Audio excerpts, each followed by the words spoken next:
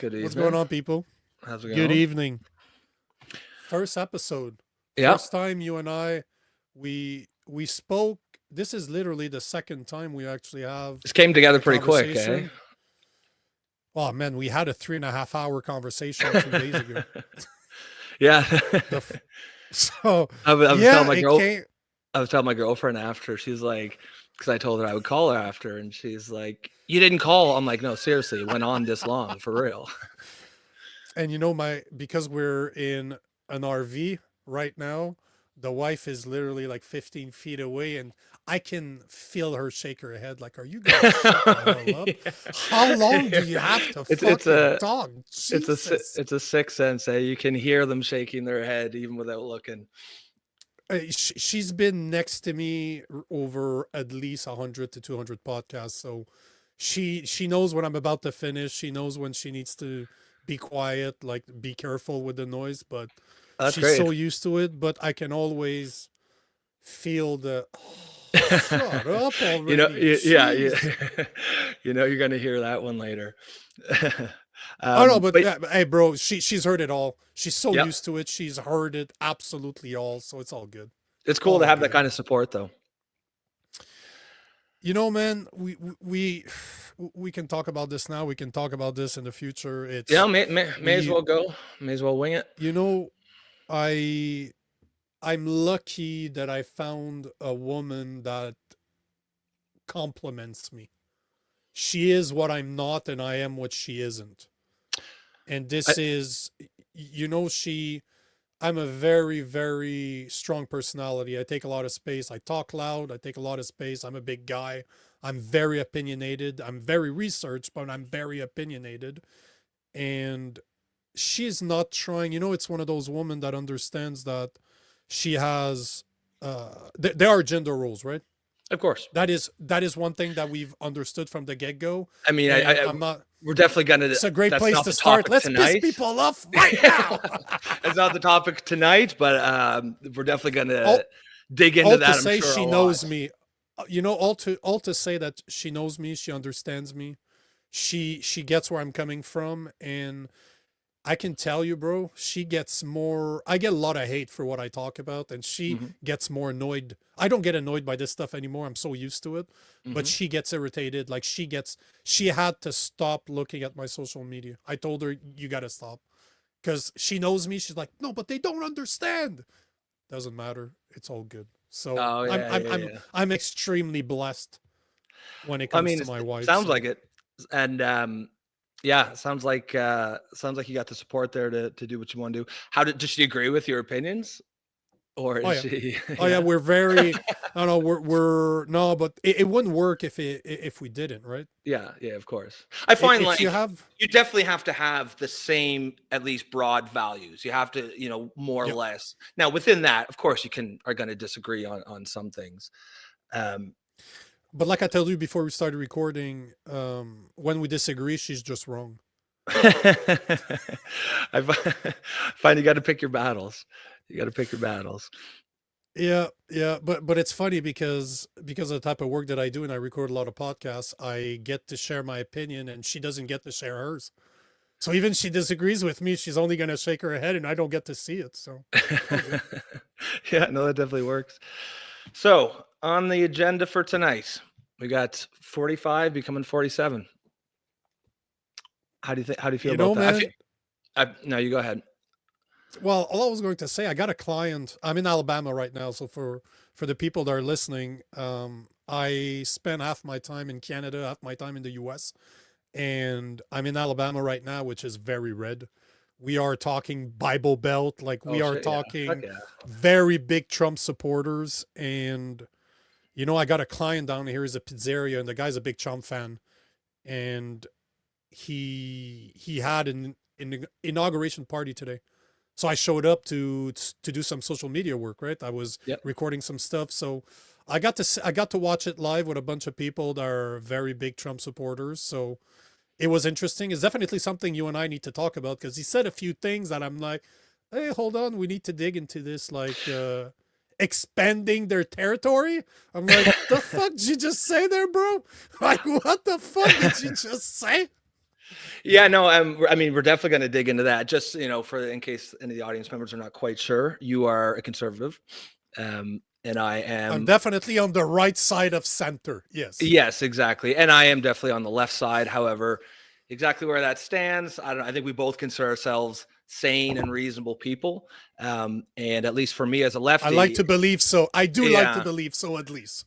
it's hard to find a little. It's hard to find much sanity on the left these days. So I feel like I'm sort of trying to figure out where I stand in all that. But I guess the thing for me is I've never looked at politics as tribal, right? I've never started from a position of I am a liberal and therefore I must believe this. I've got my own moral code. I've got my own sort of value system.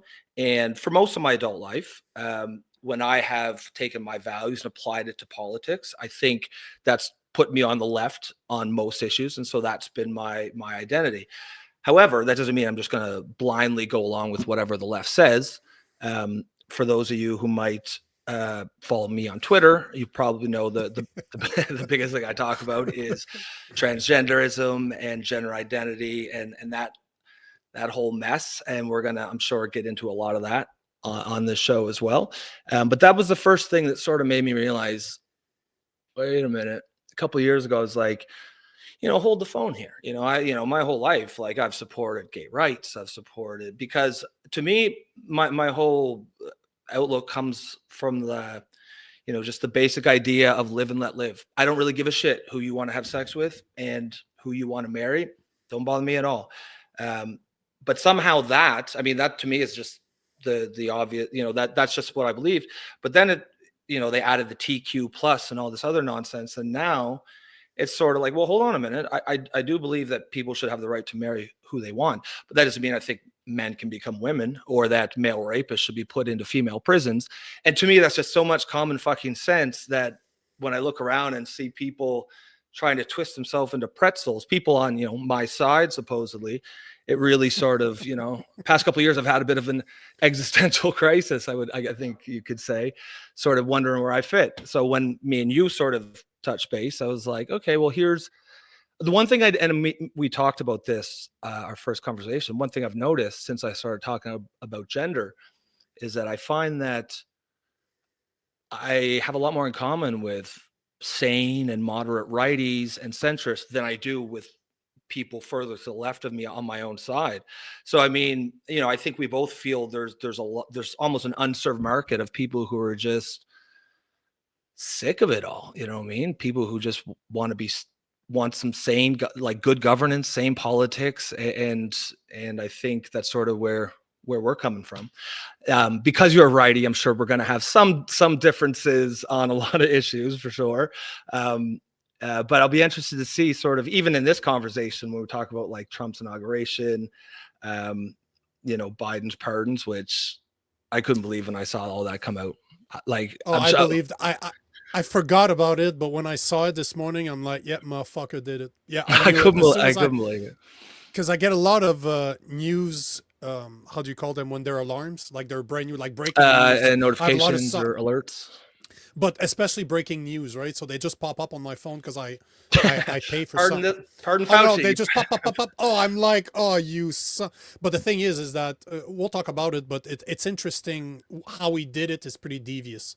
The way he did it makes total sense to me if you understand the type of person that Biden is. So And this is something that to me needs to change. But let's I'm start with definitely interested Trump. in yeah. I Let's definitely start. want to dig into that when we get to it. But yeah, let's start with the So let inauguration. Trump's inauguration. To me, it went exactly as it should, Okay. like as it was supposed to be. I should say. I was surprised to see all the people there, because they're well, the Pelosi and all. I don't think they were there. At least I did not see them. But it was inside. Why? I've posted about this before, and a lot of people made fun of Trump because it was inside. People are like, oh, he's scared that he's gonna have a small crowd. I'm like, hey, bro, you don't understand the type of crowd that guy is able to pull together compared to Democrats, right? It's insane. One thing Like the sorry, you Trump finish. effect is like the Obama effect from 10 Yeah, to yeah. 15 years ago, right? I know That's what you the type mean. of people Like a that they bring. phenomenon type thing. But what's interesting is that a lot of people on the left were saying, oh, it's because he's scared he's not gonna pull a big crowd. And then some people are saying, oh, it's because it's gonna be too cold. And I'm like, guys, it's we forget the past so fast, because let's not forget that guy had 2 assassination attempts on his life. So if I that was was in his crazy. place, like let's go common sense. Let's just go common sense here. If people were trying to shoot at me in open forums, maybe I'd have my inauguration party or my inauguration ceremony inside, not to get fucking shot. I don't care how ballsy you are. I would like not to get shot. Yeah, I Personally. mean, ideally that would I'd like be. it. I'd like it. So like the guy or not, common sense. Because I'll tell you right now, there's a lot of stuff that comes out of his mouth, and I'm like, oh shit, somebody take his phone away. Jesus, stop with this. But common sense is common sense, and people don't realize he's the first. There hasn't been another presidential candidate that's had two attempts on his life. That's never happened before. Presidents, yes, but he wasn't president. That's the amount Wait, of when was hate the other? that guy has. When was the other one? I remember obviously The, the the one that we all remember. Reagan would have been the last one, but he was president, right?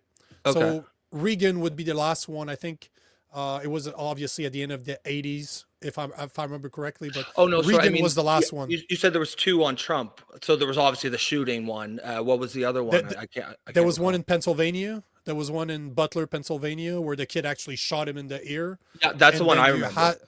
and then you had one when he was playing golf in Florida, near his mansion. They caught a guy in the bushes with a gun. Really? I didn't. Yeah. How Oh long yeah, ago was yeah. that? It's I'd say 3-4 months. It was during the campaign. Like the Okay. 2 assassination attempt or like went into during the campaign. It's just at the end of the day, this is the thing, right? When I talk about, I am not a reporter, I'm a commentator. I comment on what's going on. Hmm. And the point in the matter is that you have to use common sense. I'm capable of looking at someone that I do not like, or someone that I do like, and say, listen, you're wrong. Or looking at somebody I don't like and say, you know what, you're right.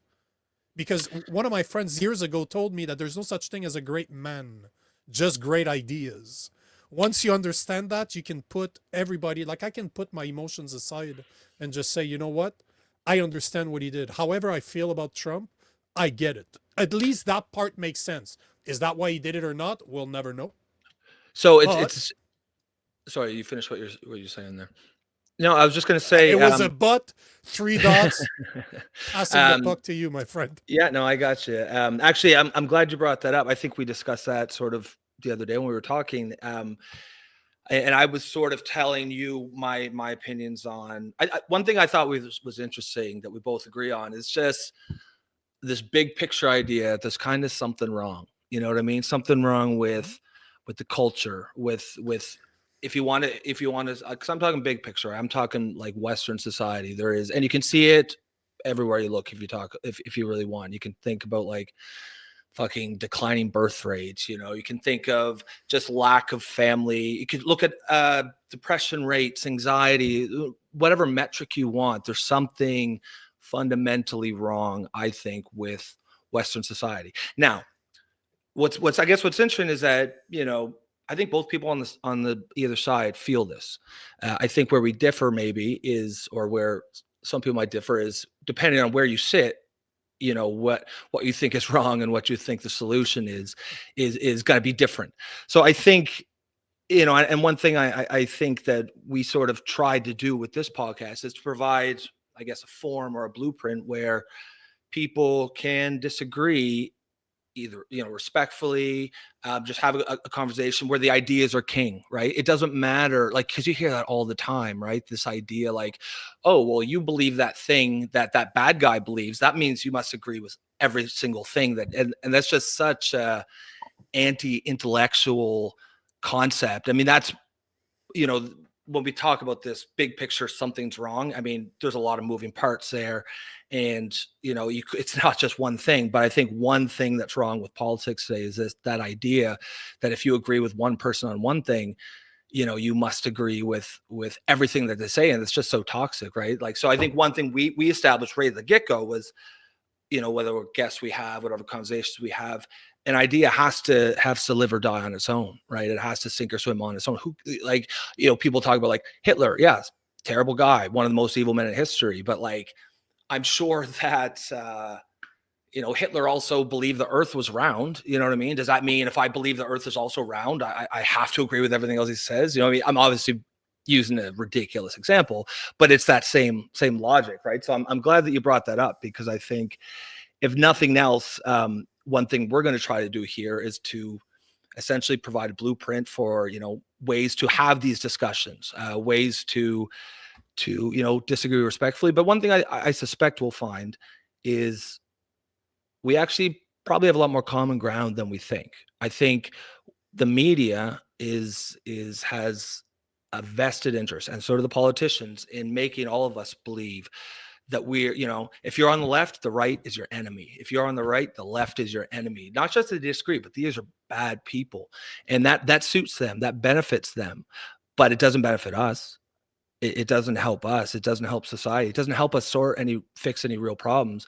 And I think the one thing we hard agree on is there's a lot of real fucking problems here, and we need to be able to talk about them in order to solve them. So yeah, so I'm glad that you brought that up, and then we'll get into a little more into the inauguration. But just to sort of set the obviously I could guess how you feel about Trump. It's a little more complicated for me. What do you think?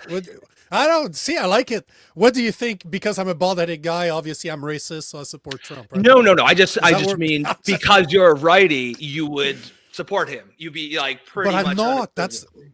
But I'm not a righty. I set myself as a righty because I'm more conservative. I'm more traditional in my values. Okay. But now, one thing I find I'm getting. I'm not a Republican. I wouldn't be more traditional myself as I get older. But I wouldn't be a Republican. I wouldn't be a Republican. Yeah, because I don't believe that. One thing we need to understand about politics is that it's always switching. Yeah, it's always like the pendulum is always swinging from one side to the other, and especially when you look at an American system where you only have two parties, it's always the same, right? It goes to one side, then it goes to the other, then it swings to the other. Look at until the 60s, the Southern was Democrat, right? And then it just switched. If you look at RFK. If you look at not Robert, but Kennedy. So if you look at Kennedy, John F. Kennedy, he was what we call a classical liberal. Mm-hmm. A classical liberal is closer to what I am. I'm a libertarian. I sit somewhere in the middle, and I'm like, listen, I might not agree with what you do. You know what? I don't agree with you. I don't agree with what you're doing, but does it impact my life, or does it just hurt my feelings? If it doesn't impact my life, I really don't care. At the end live of the and day, let live, right? That's you know what? Do what you do. Principle. Maybe I don't want to hang out with you. We'll probably never be friends, but will I ever lack respect toward you? No. If I see you on the side of the street, I'm a Christian, right? So I look at certain things that people do, and I'm like, you know what? It's wrong. But for me to judge you is wrong too. Yep. So even if we don't agree, this is the thing. This is always what the problem is that we don't. It seems that because we disagree on something, that's the final line. That defines exactly who you are. But I don't care what your you know what? If you're stuck on the side of the street and you have a flat on your car, unless you have a massive sign that says, I fucking hate Trump, I have no idea what you stand for. Mm-hmm. You know what I'm going to do? I'm going to stop. And even if you had a big sign that says, I fucking hate Trump, or I love this, or I don't like that, I don't care. Yeah. If I see somebody that needs help and I can help, I'll fucking help. Like, it's really that simple, but my views are the same. You and I can disagree on a certain subject, but at the end of the day, am I really impacted by what your beliefs are? Or is it just my feelings that are hurt? Yeah, as in, I don't like what you're saying because I don't agree with you, thus you're wrong. But even if you're wrong, even if I think you're wrong and I'm right, that doesn't mean we can't get along. Yeah, that's right. Why would it? Why wouldn't it? And the problem is the current climate, we've been trained to think that if you disagree with me on politics on something, that means I must hate you and you must hate me. And like, that's what I think we really, really need to get away from. It seems like all politics is about, the conflict and the battles. At least that's what sells, right? That's how you control people. That's what all the shows are about. I think what we're trying to do Trump is the perfect example. Look at Trump. He's a perfect example because people love to hate him. And I've never seen anything like it. Now, part of that though is he leans into that. Like he he He's likes not that. He likes to, he's not you know what I worried mean? about it. I think people forget that he's an entertainer.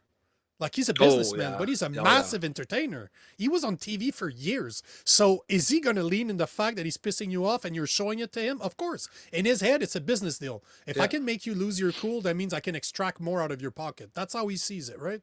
And it's not that I agree or disagree with him. It's just look at the psychology Yeah. behind a man like that. The thing that bothers me, though, the thing that really indicates how sick we are as a society is when you have an attempt on somebody's life, Hmm. and then you look at some of the comments from the left, and it was quite popular to say, I wish they had better aim. I wish that guy would have been a better shot. I wish she didn't miss. So I'm like, okay, hold on here.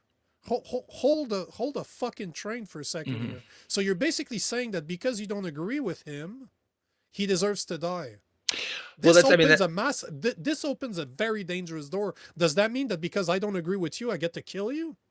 Because I that's mean, what you're that's, telling me, I right? mean, you hit the nail on the head, I think, with what exactly is wrong with politics today is this idea that, I mean, it's just there's so much hypocrisy. And this, I don't want to go too far down this rabbit hole, but just now that we're talking about it, I wanna ask you, what do you think about the I mean, it seems like he dropped out of the news here for a while, but remember Luigi Mangione guy who killed Luigi the, Mangione, the guy that killed the president or the CEO of yeah, and it's just it's so health. interesting to me because the left is Exactly. supposedly, Yep. um, the side of love and kindness, according to them, and it's like, whoa, hold on a second, what, like, this is a, you may have a beef with the healthcare industry, and who the fuck doesn't, right? Like, there's a, that's a whole other thing, but this man is, it's a father with kids, like, you can't, like, he gets murdered in cold blood, shot like a dog, and the entire left almost universally thinks it's a great thing. And I just, like, as a progressive myself, as someone on the left, you sort of, if I had hair to tear out, I would. But it's like, what the fuck are you doing? Like, and it's that sort of stuff that people look at, and it's like, well, hold on, why would I, why would I listen to anything else that you say? Because obviously, it's like, all your lessons that you're preaching, it matter, all it only applies if they agree with, if I, life is precious unless I don't agree with your politics, and then fuck you, you know what I mean? I just Look think, at Daniel Penny, yeah, yeah, I mean, that's and Jordan another, Neely. yeah. See, this again, this just shows the hypocrisy of the left. Hmm. And I'm talking, when I say the left, I don't mean a lefty like you. I'm talking like the woke left, like the Yep. people that are just about their feelings. Hmm. And that you, because I've talked extensively about Jordan Neely and Daniel Penny because Yep. I'm a martial I artist. made some Twitter I, posts on I it as well. I believe I followed the case from the beginning because I'm a strong proponent of self-defense. I own guns. If you fuck with my family, guess what, motherfucker? It's gonna cost you. Hmm. Whatever the cost is, that's on to you. But if you step into my perimeter where my family is, you have forfeited your life. Oh, absolutely. I am no longer worried about what I have to do to protect my family. Now, And I guess you I would know, just add a qualification. I mean, I don't think, yep, like, let's say the threat is gone and you've you taken care of it. always I don't think you can then kill that person. But no, if in the agreed. act No, of that would be defending your murder. family, But that that would person be gets killed, I mean, fuck around and find out, right? You let's can't. understand. I think it's important that you distinguish between killing and murdering. No, and I Killing figured is you would self-defense. believe that. I just wanted to clarify that. Killing is self-defense. It's non-premeditated. You just, shit happens, you defended yourself or your family, that person lost their life. That's killing. Yeah. Murdering is there was no danger. It's either premeditated, you planned it, or you went too far. So there is a line. I understand there is a line, but at the same time, you look at how the left, the woke left, took Daniel Penny. They were outraged, but this is because of the race. If it was, Yes. you have black guys killing. There was a guy not too long ago, a black guy that killed a white guy in self-defense, no problem. Court said, no problem. Did you see there was a bunch of homeless people fighting in the New York subway last week, and you had one guy that was getting jumped by a few of them. I think there were 3 against 1. Got a knife, stabbed one, killed him. Because the guy is, I don't know his ethnicity, but he is brown.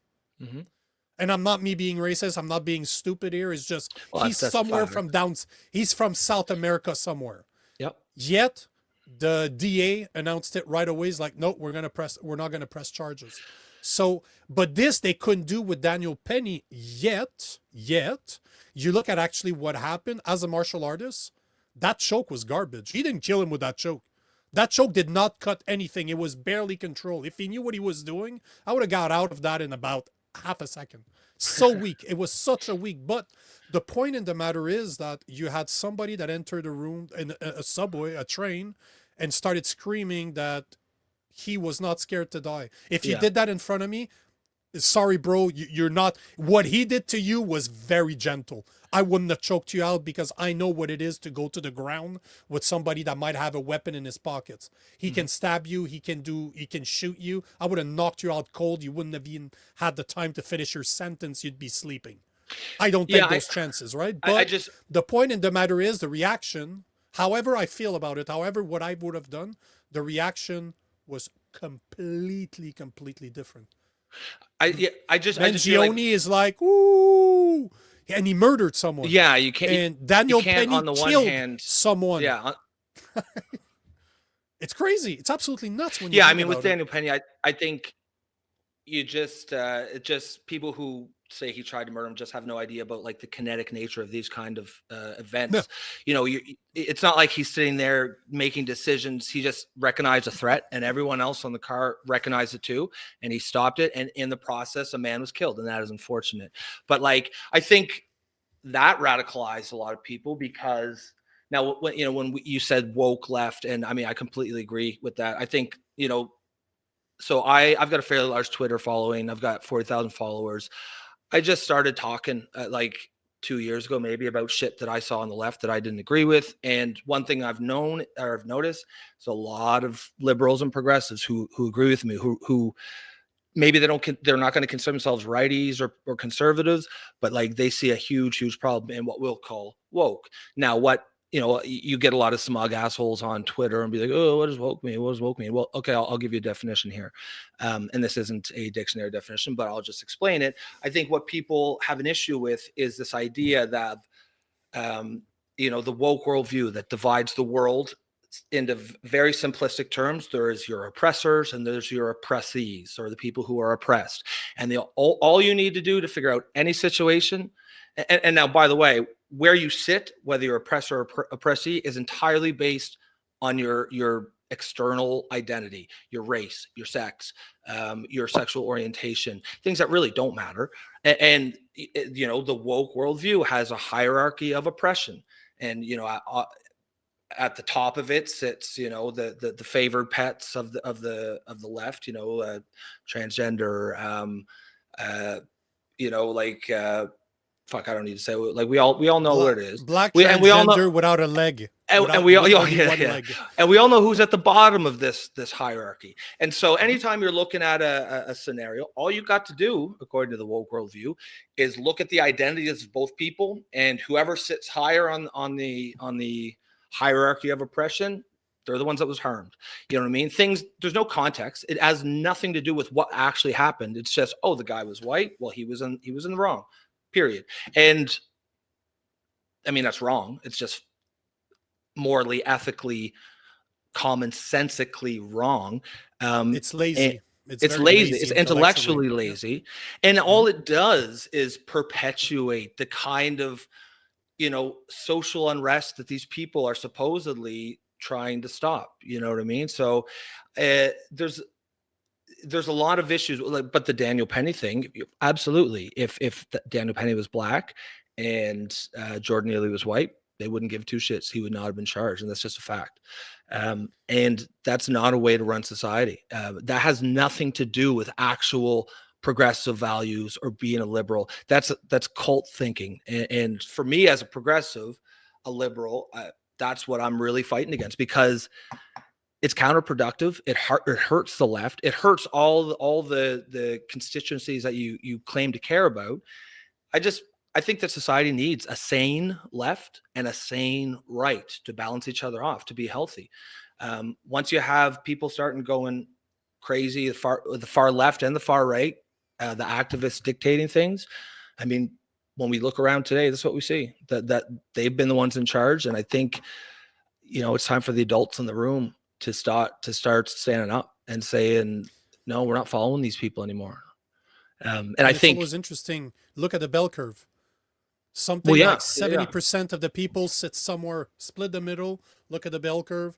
70% of people sit somewhere in the middle, 12 to 15% on each side are the two extremes. Like we normally round it down to 10%, but this is where people sit. So you and I, as much as I'm more of a conservative, you're Yeah. more of a liberal, we're still part of the middle. Well, And you've I would bet that we would agree on 80 to 90% of things. I think you're right. And again, like, we had a great conversation the other day, but we're still getting to feel each other out, know each other. So, Yep. we're kind of Feel going through each this other journey out. as well. Chicka, chicka, Our chicka, chicka. audience is going to go through this journey with us. But one thing I think there's a lot of value here is I think we're actually going to realize, and hopefully the audience will realize, we actually have a lot more common ground than we think. And maybe that, forms the basis for the next major political alignment, which is just the fucking common sense center. Yes, as Azrog CP, yes, we see you. I want debates. At the end of the day, this is all I want. Yeah. Liberal but anti-woke, Yes, and 100%, bro. I am liberal and anti woke, 100%. and I bet you'd be surprised. There's a whole lot of me out there, and The vast this, majority. And look, Trump's inauguration is a perfect example. How who elected Trump? Men that were Democrats, men that were in the center, men that were right. If you look at the exit polls, and people also were tired. Hispanics like went hard for Trump. Black men The went for color of Trump. men doesn't matter. Black, white, Hispanic, Asian descent, it does not matter. Men elected Trump, and the reason being is because they're tired that the Democrats, the woke Democrats, are telling them what a man is. They're tired of they're tired of having a bunch of white women telling them what a man should be. And I'm not making this shit up. This is what the exit polls are saying. So this tells you that something is wrong, but at the end of the day, even if we disagree on, let's say we'll use the bigger part of it, 20%. Let's say that you and I disagree on 20. We agree on 80, and this is the part that we tend to forget. If you're back in school, I always put it into that perspective. Let's say I'm back in school. I have 80% on a test. I'm like, oh shit, I passed, and I did actually pretty good on this test. Why do we not see our neighbors the same way? We agree on 80% of the stuff, 20% Because we that's don't. how we've been trained, right? Like the media focuses us on that 20% and ignores the 80% that we completely agree with. Like that's got to be the But basis that's for because our there's no discourse. But that's because there's no debates. If you look at it, in order for two parties to be able to split people right down the middle, they need to kill the conversation. They need to identify, as you said earlier, you need to identify the other person that is on the other side of the aisle as your enemy. Once you start identifying an enemy, it's easy to blame him for everything. Look at what Hitler did with the Jews, right? If you look at history, it's all their fault. I mean, that's a tale as old as time, right? That like evil people have been doing that shit forever, right? Like divide and conquer, and that's what they do. I'm convinced a lot of the social wars. Hold on. Yeah, go ahead. For anybody, if you're a reader, you want to understand how politics works, this is one of the best books you can ever read. It's called The Prince by Niccolo Machiavelli. Yeah. This book is absolutely outstanding. If you want to understand how our system works, how it was developed, read that, and then after you read this. If you want to understand where the woke comes from, Rules for Radicals by Saul Alinsky. If you read those two books, you will completely understand how politics works and how the woke came to be. Yeah, and just as we're putting out names, there's an author named Gad Saad, Saad. And he's a Canadian guy, right? Yeah. He's written The Parasitic Mind, and I think he's now working on his other book titled Suicidal Empathy. And I haven't read that book because I don't think it's out yet, but like everything that he says on Twitter, it just nails it. I'm looking forward to that one. The book you're talking about there, The Prince, that's the one where we talked about power, right? It isn't like 100%.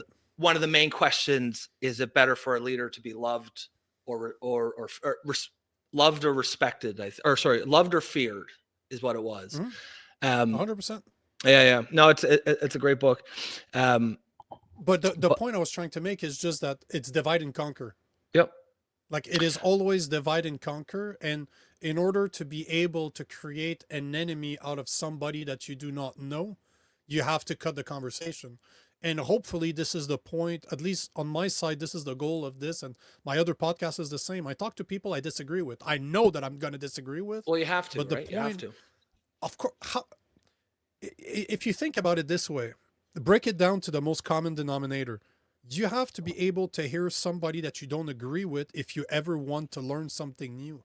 If you ever want to challenge your views on something, go see the people you disagree and see if they're making any sense. Are they making you doubt your beliefs? If so, do some research. It's all about critical thinking. And this, So unfortunately, is something that school don't teach us anymore, but yeah, no, I think it absolutely should be. I think, I mean, again, that's a whole other conversation, but I think the whole curriculum for high school should be overdone. I think critical thinking should be absolutely a part of it. I also think like coding should be like taught to everyone, that kind of stuff. But anyways, but if you but go yeah, back, but what the reason I'm talking about this is Trump's inauguration again. People are very outraged by it. Yet, put your critical thinking hat on and just look at he was president before. So you have an idea of what he wants to do. Oh yeah, I mean, I don't. Are you really gonna lose? Because people are making it crazy, like they're gonna lose their rights. They're There's gonna never going to be stop being another able. election No, again. Yeah. but That's see, but that's this is my point. I'm just like, okay, hold on. Can we step back from this insanity and just have the discussion to say, okay, why do you believe these things? Why is that your core belief? Please explain to me where you've read this, where you've heard this. Did you actually just see one news station at one point and they keep on telling you the same thing and you believed it? Is that all it is? Or do you actually have substantial proof of what you're saying? so Are those facts or are those emotions? my obviously, like, like I said, my take on Trump is going to be a little more complex. I'm not. I definitely. Well, now when he first elected in 2016, I was still then pretty, I was still drinking the Kool-Aid.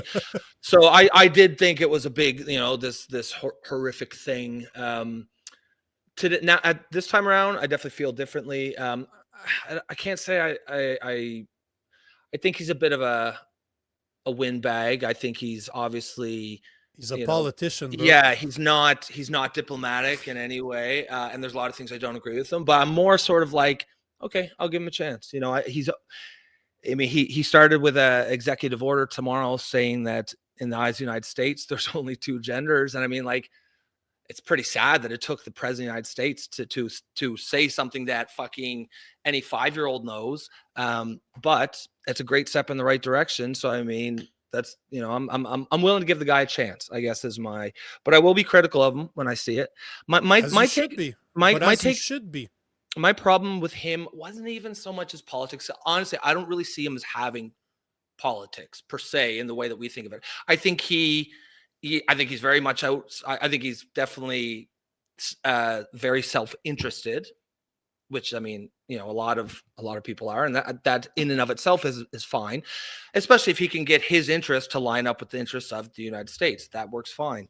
But I felt like he wasn't just smart enough back then to be like, he didn't seem intellectually curious. He didn't seem like you'd see him. And part of that I realized is just the way he comes off. Like, remember the rake in the woods? What I mean? I remember laughing at him. You got to rake the woods. You got to rake the woods. And then look what happened in LA a couple weeks ago. Maybe they should rake the woods. You know what I mean? We're so quick to just shit on him because the way he says things sounds ridiculous or goofy. But that's why people like him, because they don't think he's a career politician. That's the thing, right? I've come around to that too. I mean, like I said, I'm certainly going to give him a chance. And if I'm going to hold his feet to the fire, but you should. This this applies to politics as usual. Everybody. I will be the first one to. I'm not a MAGA hat. I'm not a MAGA. I see the lesser of two evils. If you Yeah. gave me two choices, if you told me today, you vote for Kamala Harris, you vote for Trump, no questions about it, I vote for Trump. Is it because I think he's the best guy, he's the best thing since sliced bread? Absolutely not. They're politicians. I do not trust nor like politicians from the get-go. I don't care the color of your t-shirt. Yeah. I don't trust you from the get-go, because if you look at psychology, the people that are interested in politics are normally Are going to be sociopaths. generally narcissistic. You know what I mean? Like, 100%. it's just the nature They have of it. Yeah. massive egos. So Yep. this, but lesser of two I mean, evils. your best politician is someone who doesn't want to be, you know what I mean? But unfortunately, that's not the way the system works. You have to want to do it. But if you could somehow, you know, just have a vote for people who, even if they weren't running, and they would just accept it as their duty, that would be an ideal system. But that's how it should be. It should be It should public be. service. It should be a But service. you know what's interesting about what you said, because this is something I've talked a lot with my close buddies, like having a drink, cigar, and we talk about this. But what's interesting is that I strongly believe that a public servant, like a politician, should lose money by doing that job. It should not be a promotion. You mean They they shouldn't shouldn't go, go- they shouldn't go in with a net worth of $500,000 and come out with 40 million 6 years later? Like, how the fuck does that happen? Biden, I made a post about this last week. Biden came in 2014. Biden had a negative net worth of about, let's call it $950,000. Right now, more than 10 million that we know about. So this Well, is what's like Nancy Pelosi's net like, worth? You know what I mean? Like, about how 40. did, I think how do it they was, get I that think it was money? 40 million. And that's You just know sort of how. like, that's not even She's left bu- right. That's just generic hold on. political corruption that the Hold on. entire system is based on. Do not disrespect Pelosi. She is a greater trader than Warren Buffett. Stop it. She is the best trader. Yeah. But if you look at her, she should run a if you hedge look at her fund. percent, oh, bro, she is the best. She is by far the best trader of all time. Warren Buffett, She's the making Bernie billionaire. Madoff gains out there. Hopefully people know it's sarcastic, because Pelosi's Yeah, I think they evil can as figure shit. You look at her, just look at Pelosi. Just look at her. You can't trust her. But what I find sad is the way that people think that the government is their knight in shining armor.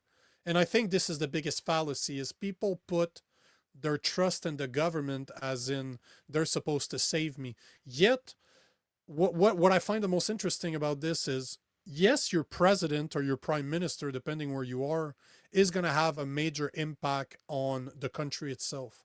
But at the end of the day, what really impacts your day-to-day life is your community, is where you live. So your mayor, the people that sit on your city council, the people that sit on the board of the school boards where your kids go to school, those are the people that actually impact your life on a day-to-day basis. Yet, And that's sort of an intuitive thing, right? Like, it's almost common sense. It's not. But most people don't But think it's- of that. Because it's not plastered everywhere on TV. Yeah. Most people, I would argue, don't even know who their mayors are. I'm not even going to say who's the person sitting on the school board of your child. But I mean, I'm guilty people- of that. I don't really Well, get overly. You're leftist. You're leftist, so I'm not surprised. But but this is where it matters, though. But at the end of the day, this is where it matters. And one of my buddies years ago, he's like, I don't even vote for the prime minister, but I vote for the mayor, and I know who sit on my school board. I know who the board of the mayor's office are. So, and when he said that, I'm like, bro, that actually makes sense, because you're right. You're absolutely right that your life is changed on your local level. And this is where we need to get involved. You don't like Trump? I You know agree with what? I fucking understand you. I get it. I understand why you don't like him. I fully understand. But there's nothing you can do to change that for the next 4 years. Yeah. Where do you have power? Where can you have an impact locally? Do what's better for your children. Do what's better for your day-to-day life, and that is locally. No questions about it. So Trump's inauguration, new president. I'm happy to see the woke Democrat be kicked out of office. Sleepy Joe's gone, and word salad Harris is also gone. So I'm happy about this. But at the same time, Americans voted for the lesser of two evils, Yeah, and we yeah. should understand that they're not there to save you. If you're not happy with what's going on around you, change it locally, because you change the world one community at a time, I and that's a actually fact. wasn't super following the U.S. presidential. I was just sort of disgusted with all. I'm like, seriously, these are the like you're the most powerful country in the world.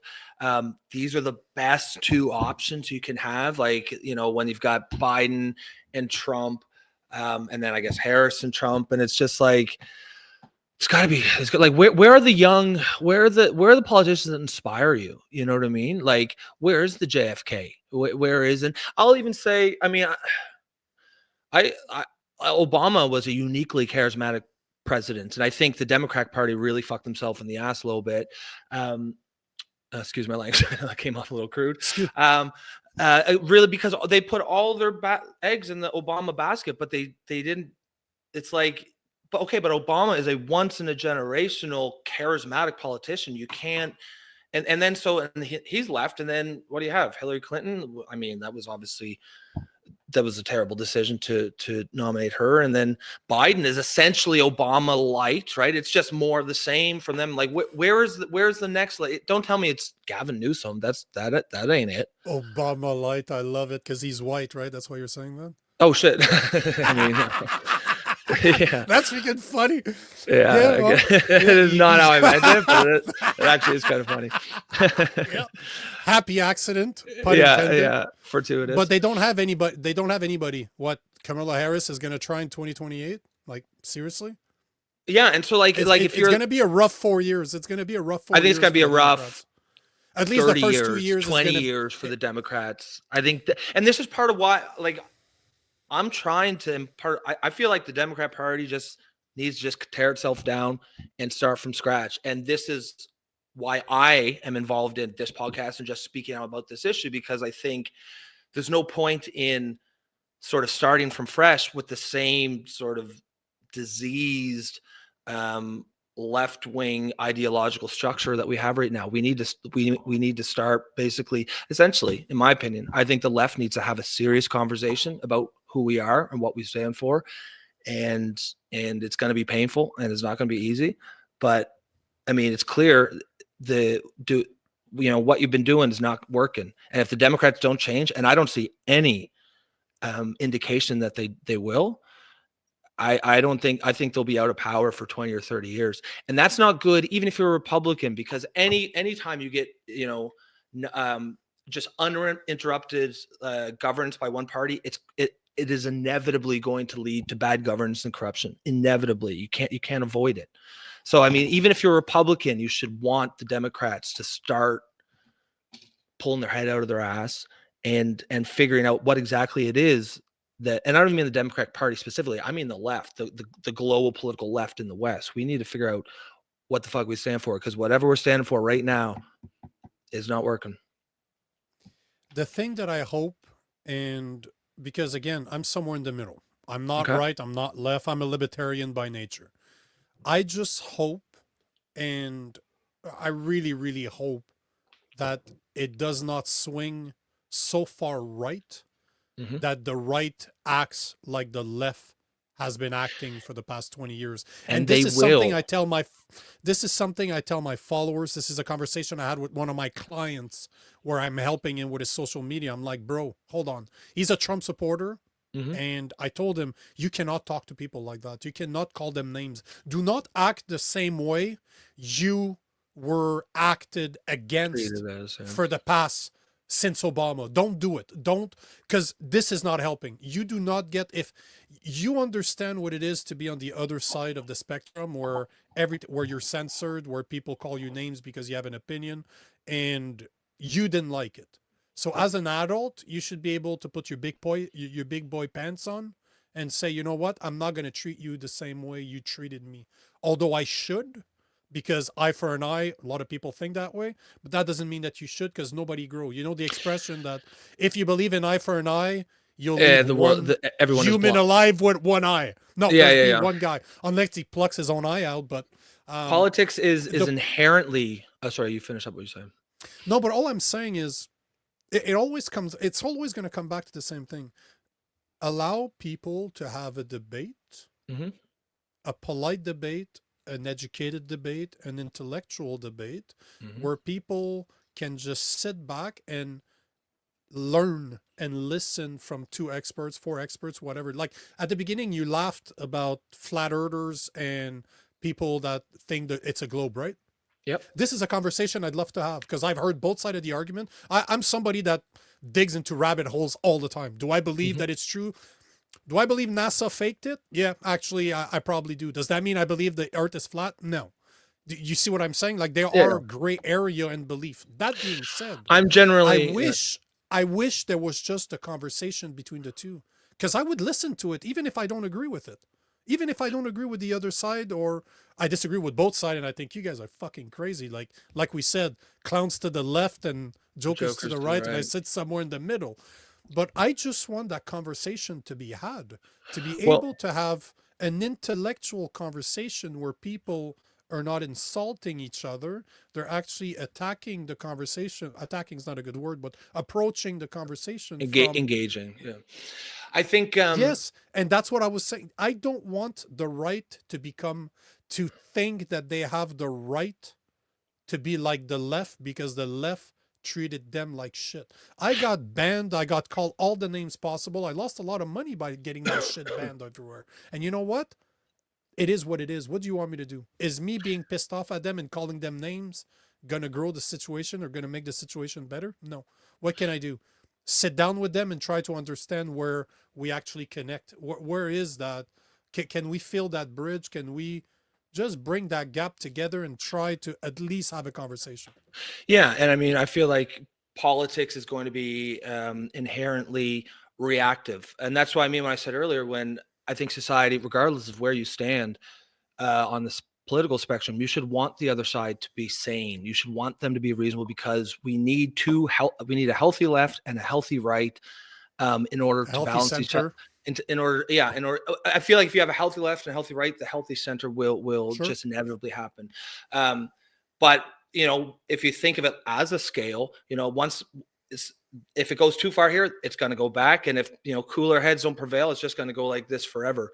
Now, you had mentioned the requirement to debate, and certainly, I think, as the resident lefty of this podcast, I think I need to sort of call out the left because that is, I mean, it happens all over, but that is definitely, in my opinion, far more on the left now, right? Like you see it all the time with, you could call it cancel culture or whatever, but this idea that, you know, all like people are canceling people in universities, academics who are coming to talk about an issue just because they don't like what they have to say.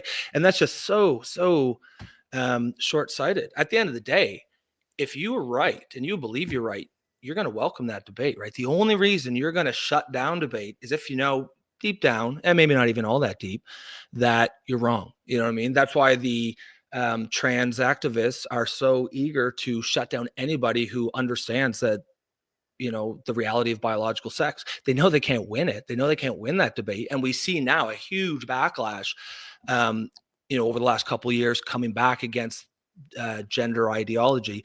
And I think that's I don't think that's cyclical. I think that's a secular trend.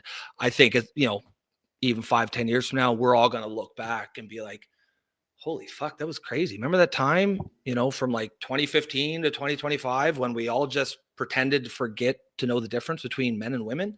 When we put male rapists in women's prisons, when we had fucking male boxers beating the shit out of female boxers at the Olympics and getting a gold medal for it. Like, people are going to be like, what the hell? It'll be like a bad dream that we woke up for. I genuinely believe I hope you're within right. 10 I years, hope you're right. within 10 years, we're going to look at um, transgender or gender affirming care the way we do at lobotomies today. This sort of idea, because people forget, the guy who I invented hope you're right. lobotomies, he won the Nobel Prize. There was a time when that was well established medical procedures. And so just the fact that people think it's normal today doesn't mean anything. I think within a few years we're going to look back and sort of be like, the fuck were we thinking? The thing is, in affirming care and transgenderism and change sex for minors is a bigger problem that people actually understand, because Oh yeah. I don't know Oh, if yeah. you I got a read, lot to say on this topic, but you go ahead first. but but the thing is I don't know if you guys read Irreversible Damage by Abigail Schreier. That's a woman I would love I to haven't, speak but to. I'm That I'm, I'm woman, familiar with it. oh man, that woman is brilliant. And for the longest time, I've been creating content for a long time. I have a big following, so I've made a lot of fun of the LGBTQ community. And Mhm. you know, in a meditation, I think I told you the story. In a meditation, I heard "love them," and I knew exactly what that meant. I'm like, okay, God, I got you. I got you. Thank you. I got you. I stopped making fun of them because I came from a place where those people are sick. They need help. We live in a Yep. society now where the patients are running the asylum, and we're wondering why the fuck we're in the mess that we're in. But Abigail Schreier in her book made me realize that, social media is always showing us the dudes with a beard. They're like 6'2", 180 pounds of muscle with a dress. I'm a Stunning, woman. I'm a stunning, woman. stunning and But brave. see, those guys, I don't worry too much about them, because to me they're predators. If Yep. I worry to them, as in, if I see them, I put my hands on them and I will fix the problem myself. Where I worry is when you look at who is really endangered by reaffirming care, and those are young women, young Absolutely. teenagers, young girls. And that's what Abigail Schreier made me realize in her book, that Yep. the people that are taking those drugs, that are causing themselves irreversible damage because of the indoctrination that they're being spoon-fed in school, society, Hmm. politics, they're literally castrating themselves. Those Hmm. young women will never be able to procreate. And this is the most beautiful thing a woman They're can do, because they're only a woman sterilizing can them. do Yeah. that. They're Yep. sterilizing themselves and they don't know. Why? Because that debate is not even had. And You and look at a guy and like that Jordan is what I'm, Peterson. especially as Jordan as a Peterson in progressive. Canada is losing his license, needs to be re educated, because he talks about what I just said. This is not conspiracy It's theory insane. here. It's And insane, eh? however, I don't even care that you like Jordan Peterson or not. He's a psychologist, a brilliant psychologist that is extremely well researched, and the Ontario government is going after his license to a point that he's moving to the US now, because he does not want to deal with it. And luckily for him, he has such a big audience that he doesn't need that anymore. But the point in the matter is that the government in Canada went after him because he questioned the narrative. Well, And Amy this is Ham is dangerous. a nurse out in BC, and she was. They're trying to take her license for the same reason, just for knowing that the difference between men and women. I mean, it's insane how we got to this point. And like you said, um, the biggest victims here are fundamentally are women. I mean, that's why it's so mind-boggling to me how this became such a major issue on the left, that they support it, because it's like, hold on, this is the left. You're supposed to be, women's rights and gay rights. These are fundamental to your constituency of liberal politics over the last 50 years, and you're going to turn on these groups, because I see transgenderism fundamentally as a homophobic and misogynistic ideology, and You're it absolutely, but and when you dig into it, you're absolutely right. You're yeah, and I absolutely right. mean, like, the people on the left talk about conversion therapy. Well, yeah, I agree. It would be horrific to tell a young gay boy or girl that, like, try to convince them to not be gay, like using psychological issues. But they have no problem with the left wing conversion therapy, where you take a feminine gay teenage boy and say, oh, no, no, no, you're not actually gay. You're just a woman. You're a woman inside, and which makes you straight. So they've converted this feminine gay guy into a straight, quote unquote, straight female. And it's like, how the fuck is that not conversion therapy? You know what I mean? Like, what this idea is of, whatever happened to teaching kids to love themselves and their bodies. Now we're teaching them to hate themselves. We're saying, who the fuck doesn't feel weird about their body in puberty? You know what I mean? Literally all of us. We all felt weird. Especially women, right? Of Especially young course, girls, right? because And if you look especially young if you look at the girls. numbers, something like 50 or 40% of trans identified people are autistic, despite it being a much smaller percentage. Like, that's not a warning flag. And the thing is, autistic people are uniquely susceptible to the message that there's something wrong with their bodies. You know what I mean? So instead of teaching kids self-love and acceptance, we're saying, oh yeah, there's something wrong with you, but here's what you do: cut off your penis, cut your breasts off, sterilize yourself, and then you'll be fixed. And it's like, how the fuck did we get here? You know what I mean? We would never um, take someone who's anorexic, who genuinely believes that they're overweight, and say, you know what, you are overweight. Let's do liposuction, and then you'll be good to go. We would all see that as obviously insane. And yet we'll take these kids who have the same issue. They fundamentally have a disconnect between what they think is their actual sex and their idea of what they should be. And we're affirming that. We're taking their delusions and we're saying, that's correct. By the way, let's cut your body parts off. Let's sterilize you. And, this is the main thing that I talk about on Twitter. So I see a lot of people who are detransitioners, who are 21, 22, 23, who are coming out and being like, wait a minute, I was never trans. I was just, I was depressed, or I just didn't know who I was. Or a very common theme is for girls, that they were almost like 90% of some ridiculous number suffered childhood sexual abuse. And it's like, really? That's not a red flag for you people? Like, these women are mostly probably just trying to escape the body that they think caused this abuse. I've heard it said that most males, like who claim to be women, are doing it because they want to be female, whereas most females who claim to be men, they don't want to be male. They just don't want to be female anymore. And I think, as someone who's really dug into this issue, to me, that has a ring of truth. I think there's a lot going on there. And I think, again, we're going to dig into this, I'm sure, a lot over this, as we do more episodes. I think about it all the time. And I think, I think me and you are both on the same page of this, but I think there's a ton of value in really educating people. And this isn't about hate. It isn't about hating trans people. And one thing you really understand as you dig into it, there's different types of trans people, and they have very different motivations. Some of these people are victims themselves. They were sexual abuse victims, or they are gender non-conforming gay teens, feminine gay teenagers, or masculine gay women. And, these people are getting fed the lie. They're getting told a lie that they're trapped in the wrong body. You know what I mean? This nonsense idea that humans can change sex.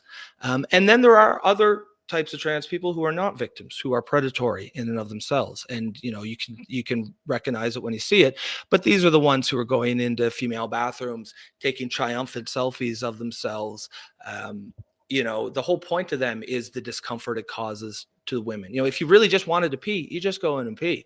You don't need to be putting yourself on blast, except as an act of dominance. You know what I mean? You can see it in their eyes. It's this idea of, I'm here in your bathroom and there's not a goddamn thing you can do about it. And, it's shocking that we need to even say this, but like, the left has completely turned their back on women. And that is, for the most part, I think, why so many people are leaving the left. And probably one of the most common, or probably one of the biggest factors in Donald Trump's easy election win. You know what I mean? That's why it wasn't even close, because there's a lot of liberals who maybe they didn't vote for Trump, but they're not going to vote for the party that doesn't know what a woman is, that doesn't know the difference between men and women, that continuously lie and gaslight us, and say just things that even, and I'm just going to wrap this up here now, because I could definitely get down this rabbit hole. But you've reckoned, like, we've sort of talked about the people who are harmed by this, but there's something else. And I couldn't agree with you more when you said earlier, a lot of people don't realize, even if it's not just about men in bathrooms. It harms all of us when we are continuously gaslit by our politicians, by our media, into thinking things that we know are not true. I mean, all human beings, forget politics, human beings need a grounding in truth and reality in order to be psychologically healthy. And if you are going to convince a critical mass of people that to basically lie to themselves or believe things they know are not true. Something as fundamental as the sex of someone else, you're going to turn all society upside down. Like we are going to go through some sort of collective insanity if we can't even, tell the difference anymore, because we've been so gaslit and we've been so lied to that we don't even know the difference between men and women anymore. Like there is the harms to individual people who are harmed by this, but then there's the harm to all society that just happens when you continuously, it's very Big Brother dystopian, when you force us to lie to ourselves about things we know are false. But yeah, We can go down that road. We should. I'm, to me, wokeism is Marxism. yep. It's a system of control, Mm-hmm. and instead of being the oppressor against the oppressee, instead of making it against money, the haves and the haves not, they're messing with your head, Yep. and they're messing on principles that can change on the spin of a dime. Mm-hmm. And this is what's scary about wokeism, and especially when you look at reaffirming or affirming care. But the thing, at least, and this is how this conversation started about an hour ago, funny enough. So we'll bring it back to that. Yeah. Every great podcaster, comedian brings back the original point at the end of the conversation. Yeah. Trump is going to sign an executive order declaring that the U.S. will only recognize two gender, male and female. And I'm happy that they're not saying two sex. They're saying two gender, because now genders are an actual cultural. It's I culturally hear what you're saying. changing however they want. But all I'm saying is we should do something and talk about the history behind. Oh, we where we the can do whole LGBTQ episodes. We community. can do Oh, but whole episodes. On that. episodes. Yeah, Yes, episodes but we on should. episodes. Yeah, and we will. But let's and we try will. the second point. Let's try the second point. See if we're capable of going there. Of course, we're capable of going there. Yeah, let's TikTok do it. ban. What do you think? Do you have an audience on TikTok at least? Or you No, don't? I don't. I'm basically X now. Again, so me and you are gonna feel differently just based on that. You've got a fairly large following, correct? Yeah. Okay, About so 70K. Yeah, about okay, 70K on TikTok. that's Yeah. large. That's large. So when you told me we were going to talk about this, I definitely gave it some thought. Definitely gave it some thought. So I basically came up with like a for and against for why you might want to ban and why you might not, and you can let me know if you agree with this. So it seems like, and this is just based on the discourse, what people are talking about. It seems like the two main things, or the two main like arguments I heard that actually held weight. There's a lot of dumb shit out there. Is one is that it's a tool of the Chinese government, which I mean, you can't dismiss that immediately, right? Like, just if you understand how Chinese society works, if there's a Chinese company that has useful intelligence, you have to assume that will go towards the Chinese government. Now, the other one is that just sort of a generic trade idea. There's a lot of U.S. companies that are banned in China. For example, X or Twitter is banned in China. So, I mean, the argument that, well, it's just good, it's just geopolitics, right? You fuck around with us, we'll fuck around with you. Again, now arguments against it. I've got, I heard. Let's address that one first. Let's Sure. address that one. Yeah. Because one of the things that I find absolutely hilarious, nobody can deny in a communist country that the government is involved in absolutely everything. This is how communists works. Everything belongs to the government. So they could be hidden behind a corporation. It's like a crown corporation in Canada. As much as it's a corporation, it belongs to the government, right? Mm-hmm. But the thing that I find very interesting about people saying that it is a spy tool for China, two things. First and foremost, every single social media platform out there is a spy tool for your information. Sure. If the product is free, bro, you're the product. Oh yeah, absolutely. Plain and simple, right? So this, I find it hilarious because I didn't care about losing 70,000 followers. You know what? It is what it is. I won't cry. No, but what can I do? I've lost that much on Facebook when I got banned. But what can I do? Seriously, better man than me. No, but what can I do? No, I know what you mean. I'm just joking. It represents 2.5 years of work, millions of fucking, like millions upon millions of views, of likes, of interaction. Sure, but what can I do? Well, what I find hypocritical is, I don't know if most people know this, but do you understand that China, through private corporations, own more than 380,000 acres of land in the US. And if you start looking at where those lands are located, they're very close to military bases. So if we're going to be honest about this, let's call the bullshit here. We agree that it's probably a spy tool Sure. for Yep. China, and the fact that they don't show the same type of videos to Chinese kids or Chinese people that they do Yeah. in the rest of the world, that right there tells you that what the tool is intended for. Hmm. But why do you allow corporations to own that much acreage in your country if that's really what you're worried about? I'm not saying that they're not. I'm not saying that they are. All I'm here to point out is the hypocrisy. So what's against? So what's against? Oh, okay. I'll get that one sec. I just want to just touch on something that you said. I mean, I Okay, go think for it. for sure we can agree. There's at heart there's some. It's just politics, right? It isn't probably what they tell us. I guess the one issue. No, probably. There's no probably. Yeah. It is not what they tell us. The It's one not. thing that I think, and actually, like when you talk about like the spying, like I don't think that there's a whole lot of use it can have with our data. What I think the real danger is in their ability to input destructive and dangerous ideas into our society. And I think it's not a huge coincidence that transgenderism really got super batshit crazy around the time the pandemic happened. At least it seems like that to me. I know, there's definitely crazy before too, but it seems it really took off. And I think TikTok was a huge vector for that. Now, that doesn't mean that it should be banned. I see more of that shit on Instagram than I do on TikTok. No, I agree. I don't see that stuff at all on TikTok at all. Yeah. I mean, so those, and I'm going to add my own personal, it's more just like, I've got well, he just turned 16, a 16-year-old son. I'm pretty, just seeing how it affects him and his friends. I would say I'm getting pretty radicalized about social media for teenagers. In my opinion, if they wanted to enact some sort of a ban, I don't know how you would do it. And maybe that's where it would die because I don't think it could.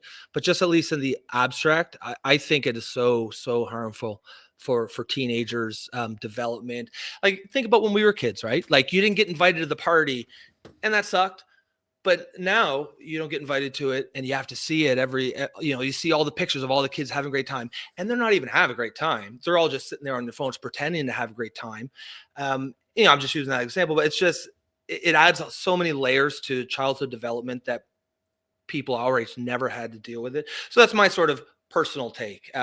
As far as I'm at least smart enough to know that my personal opinions probably don't matter in terms of the because I'm trying to keep it towards like the hard issues and not that. But so for against, what I came across was a slippery slope argument a lot. It might set the stage for Europe to ban X, for example, sort of a tit for tat, like if Europe could be, and okay, I mean, I don't think Europe would ever do that, but sure, okay, I agree with that. They're and then trying, actually, they're trying. Well, a lot of politicians talk shit. I don't know that they're in court. They've tried. Oh yeah. Oh yeah. I know. I know. They've been trying. I know Keir Starmer is not a fan of Elon Musk calling him out. But it's not just sex. Meta too. Like a lot of places will go after those big ones. Just the way Canada went after Meta, social media like YouTube. Like, it didn't matter. They didn't discriminate at all. But the thing that it always comes down to is this, and this is my biggest problem with everything that goes on in society today. It's accountability. Okay. So yeah, we discussed this the other day when we talked. Who is responsible for what your kids see on social media? You are. I know. As a parent, it's on you. I worked in technology for 20 years. I'm an engineer by trade, so I can tell you. And I sold telecommunication services. I sold firewalls. I understand how you protect yourself against what's online. Yeah. The truth is, every single thing in society is a double-edged sword. I can show you positive stuff and I can show you negative stuff.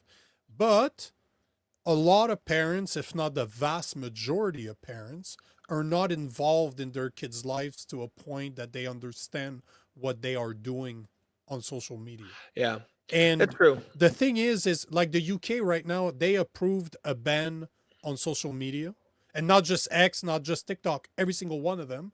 They're giving them a year to set up a plan on how they're gonna ban 16. It's either 16 or 15. I think 16 and over, you're okay. 16, so 15 and 364 days and under, you're not okay. They want to ban it. I'm like, okay, you know what? If you look at it for what it sounds like, I get it. I'm not saying I agree with it, but I understand what they're saying. The problem is, again, accountability. Parents do not want to be accountable for what their kids see, so they're looking for somebody else to own it. They are looking to their big brothers, which is the government.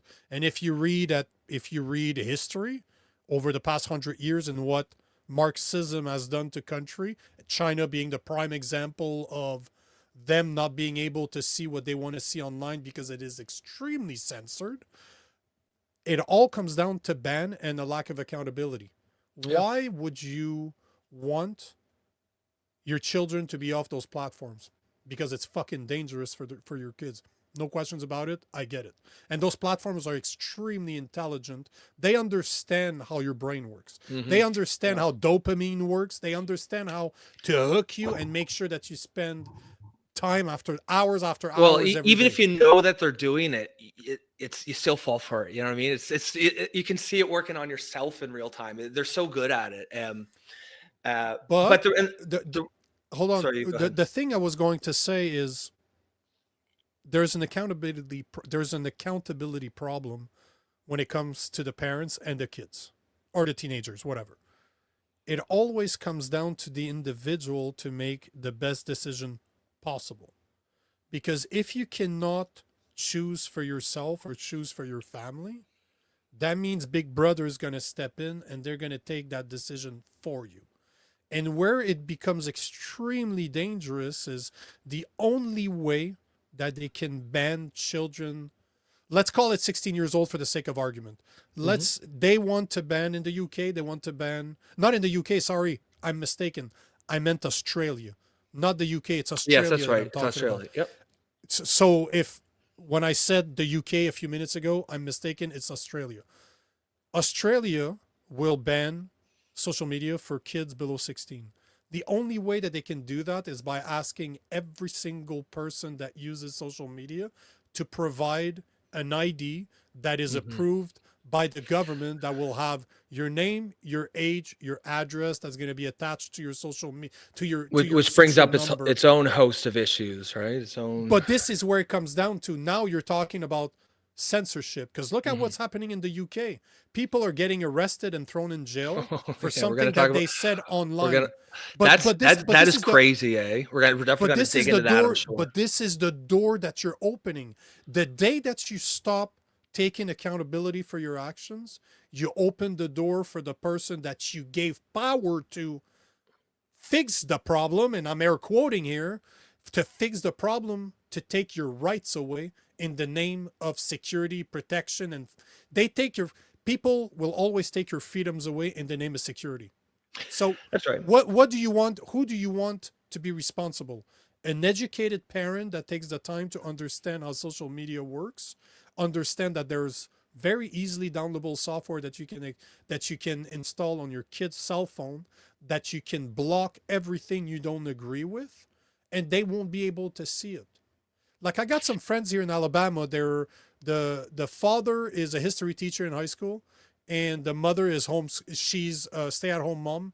She's homeschooling their two kids. Their Yep. kids are 12 and 15. Two of the most brilliant kids I've ever met. They do not have cell phones. The eldest one, the 15-year-old, just got a flip phone so that if there's an emergency, he can contact his parents. But the only device that they have that can go online is a computer that's in a shared room where parents are able to monitor what they're doing. And for the people out there that think that those people are not they don't understand technology, the 15-year-old is in robotics. He fucking builds robots for fucking fun. and he programs them and he codes them. So the kid is brilliant, absolutely brilliant, but he's never been impacted by the danger of social media, not because social media don't exist, because his parents said no. Now, am I saying that parents should say no to their kids, no social media? That's a personal choice. At that point, I'm not here to tell you what you should and shouldn't do. The only thing I ask from people is to understand that it always comes down to accountability. And my biggest thing, my number one thing that I believe in is free speech. I Yeah, believe well, in free just speech, and that I was the believe in the final. Second Amendment That was in that order was to the protect your free speech if you're starting to lose it. That's it. Free yeah speech above all. I do not believe in gray areas. It is black and white. You either have free speech or you have some type of censorship. yeah, I and believe in free speech above all. that's that I was about to get to that. I was like, this is the final one that I came across that's against, and I think this is essentially where it's gonna. This is really where the entirety of the debate is going to sit, and it is, yeah, it's free speech. That's where it Um, should. That's where it should sit. If yeah, it doesn't, that is where the conversation should be had. Is censorship? Do you want the government to be able to tell you what you can and cannot use on your own cell phone, or do you want to have the opportunity to take the decision for yourself? That's the yeah. I question. mean, I think 10 years ago I might have been like, yeah, I can trust the government on that, but you know what I mean. Now when my government is maybe not 10 years, maybe 20 years, but now my government's telling me that men can get pregnant and women can have penises. So I don't know. In my opinion, you forfeit your right to tell me anything. Um, and But that's so exactly my point, right? It always comes down to where is the end. It yeah, starts with I don't want to take responsibility, so I give it away. Where does it end? This is yeah. No, I always mean, once you open that door, it's a dangerous, dangerous door to open. I think I agree with you. It's more just like I agree with you. I just don't like it. You know what I mean? Like I do think TikTok is horrible. I don't think it adds almost any value to society. But at the end of the day, there's lots of things that are bad. That I could say you the same really thing on can't. X.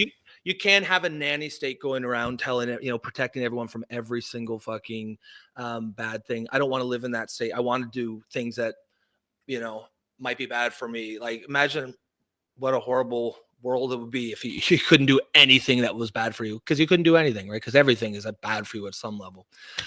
Do you So yeah, I think remember do you remember the movie with Sylvester Stallone? which one?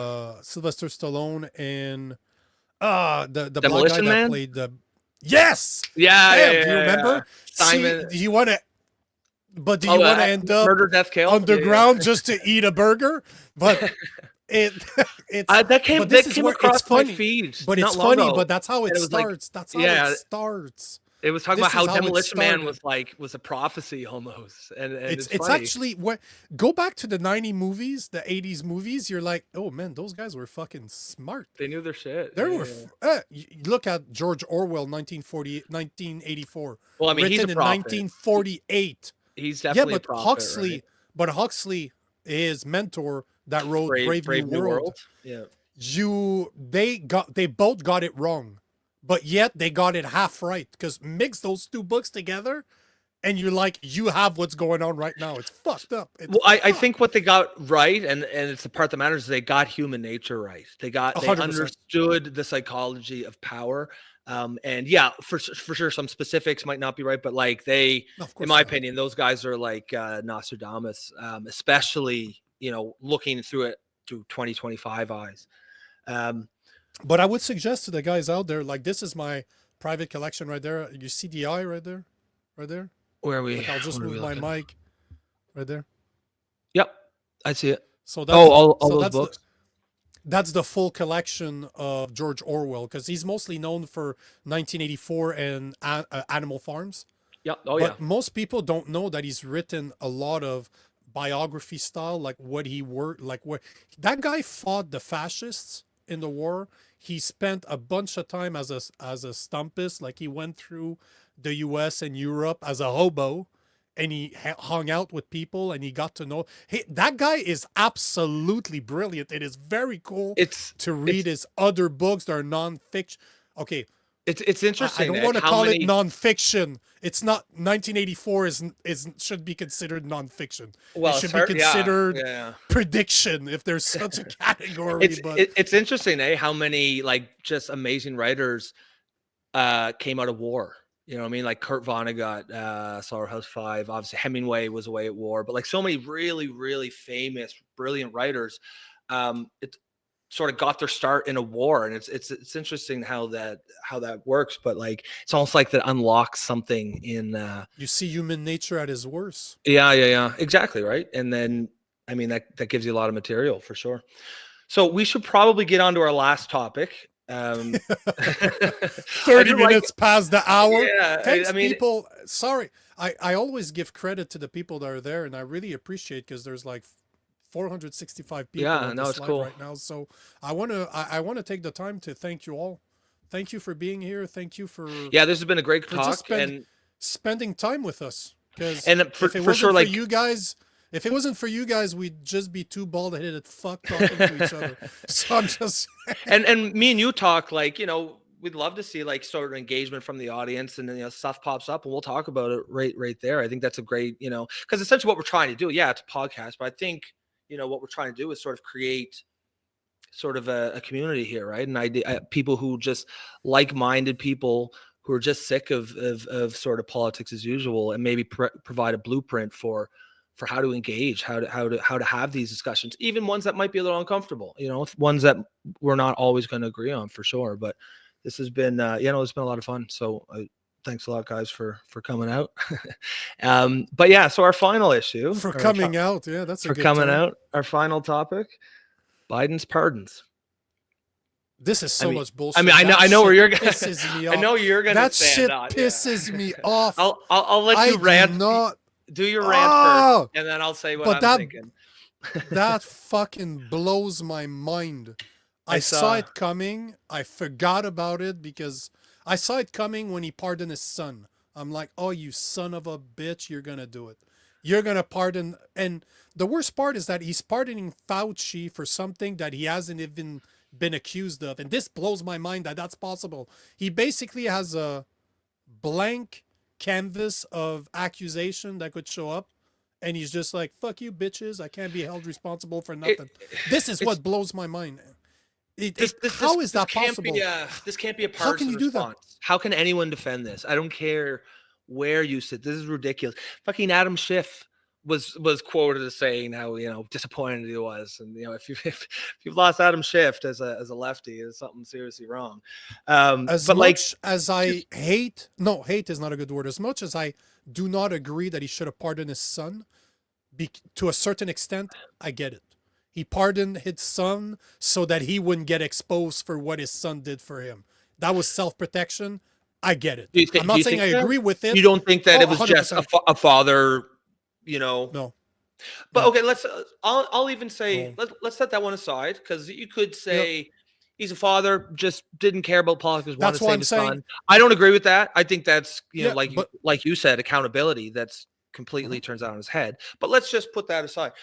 What he did today is ridiculous. I don't know what the total number is, but like, you got Fauci, you got General Mark Milley, you've got all Biden's family members, his fucking Gen family 6, members. the Gen 6 committee. Oh, the Jan 6 committee. And it's almost like, what are you doing? Like, just it's like dozens, if not hundreds of people. And all you're doing, even if you are a huge Biden fanatic and you hate Trump, you should hate this move, because all you are doing is giving permission to the next president. And he will, of course, pardon whoever he wants. And then the next president will use that. It's just such bad governance. I, it makes me almost wonder, like, maybe he's just pardoning so many people because there's really only one or two people that he really wants to pardon, and he wants to keep the heat off them. So he's just like, why are you pardoning the committee members for J6? Like, that's crazy. Those are politicians doing their job. I haven't heard any talk that anyone wants to go after them, even among the far right. I mean, have you? I'm not really. They want to free, because this is one thing that's for sure. So here is what's being sold. If you look at what's going on there, basically what Biden is showing by doing what he's doing, or what he did, Yep. is that he is expecting Trump to treat him and his family the way he treated Trump over the past 4 years. This is what the Democrats are scared of. That Trump is going to use the DOJ like the Democrats did against Trump. They're scared that he's going to weaponize the DOJ just like they did against him. This is what he's showing right now. He is scared that they're going to go after him the way the Democrats went after Trump. And this goes back to what I was saying earlier. I do not believe that you should they go after, take it on an individual base. What did they do? But a guy like Fauci should be held accountable for what he did. That guy should be in prison. You don't even know what I've said on my podcasts, what I think that guy deserves. I don't know if I should say it on X, but all to say that guy should be unlived. If you believe in the death penalty, that guy deserves it. So, I mean, because what he did, not absolutely wrong. But he I should think he should face the consequences, no matter we what could those definitely consequences are. We could definitely do But a all I'm saying, podcast on that, because I he should face the personally do not. consequences. I'm at the point where I absolutely recognize that the COVID response was botched. I'm not yet convinced that it was sort of some evil plot. I think it was just people who didn't know what they were doing. Now, I also haven't really dug into it. He should no, but hold on. And He I should would be like held to hear. accountable. I'm not saying what the accountability is. I don't know what it is. But he should face the justice system, and we should figure out what the consequences are. I'm almost afraid to ask, because I feel like that's going to be another hour-long rabbit hole. No, do you think you could summarize this briefly, just to sort of, because read the 520-page document or a resume of the 520-page. After we're done document. here, you send me the docs, and I will read it, and then we'll talk about it on the next show or something. Because I would like to talk about it. 520-page subcommittee, the subcommittee on the coronavirus pandemic. Yep. That was both sides of the equation here, like both sides of the parties. They came out with a 520-page document basically saying that not only were the response botched, but the virus did indeed come from China, and the way that they reacted was about control. They basically said that the conspiracy theorists like me that have been talking about this for years were right. But however I feel about how he should be treated is irrelevant. That is a personal opinion. What I'm saying is he should be held accountable for his action, whatever that means. Whatever that means, he should not be pardoned because of his action, no matter what you believe, no matter that you don't believe that he was evil, that he didn't do anything wrong. He was extremely influential to a point that Canada followed his lead. Like we followed recommendations that came from the CDC in the US. The other thing to keep in mind is I also believe that a guy like Mark Zuckerberg should be held accountable for his actions as well, because he came out and said that he censored guys like me again, and this is one of the reasons why I lost my Facebook. He censored guys like me for telling the truth. I was not inventing shit. I was reposting and talking about stuff that scientists are getting blocked from saying. I just didn't care, so I said it. But this is where my biggest issue is. Those guys, and I'm not saying Mark Zuckerberg got pardoned, because all he had to do is to switch camp, and it seems that Trump is forgiving him. But those guys have such an incredible amount of power and influence that whatever they say, they need to be careful about. It needs to be intelligent. It needs to be researched. And if you look at Fauci, he flip-flopped on mask issues day in and day out. He flip-flopped on the vaccine day in and day out. So they changed their minds so many times that at one point, if I did that at my job, if I kept going to my boss and always giving him a different story, I'd get fucking fired. There would be consequences for my actions. So I'll give you sort of my take, and probably what I would say is probably the moderate or sane liberals' take on this. So for me, I like how you added sane in there. What are you trying to say? Well, you have to these days. So for me, certainly in retrospect recognize that the COVID response was botched. I think if it happened now, there's absolutely no way they could ever get any sort of a lockdown. And I think that's good. Like they've basically fucked it for themselves. They really, I think, destroyed a lot of trust. Now, I will say, especially when it comes to like the name Fauci, as someone who's been a progressive, for a while, I think a lot of people on the left just sort of shut down when you hear about it because it has to our ear the ring of just, oh, it's just right wing conspiracy theory, right? So that's just the foundation. But what I will also say is the last couple of years, I think, has made anybody who is an actual critical thinker and an independent thinker and is not, just trying to win a culture war, but actually wants to get the issue right, has lost an enormous amount of trust in the media and the government. 5, 6 years ago, I would have thought there's no way that the government would have covered up for a public health official who was actually doing wrongdoing. But now, you've got the media and the government just gaslighting the shit out of us every single day. And they're, again, you're telling me that fucking men can give birth, women can have penises, humans can change sex, male rapists should be placed in female prisons. You've got all that stuff.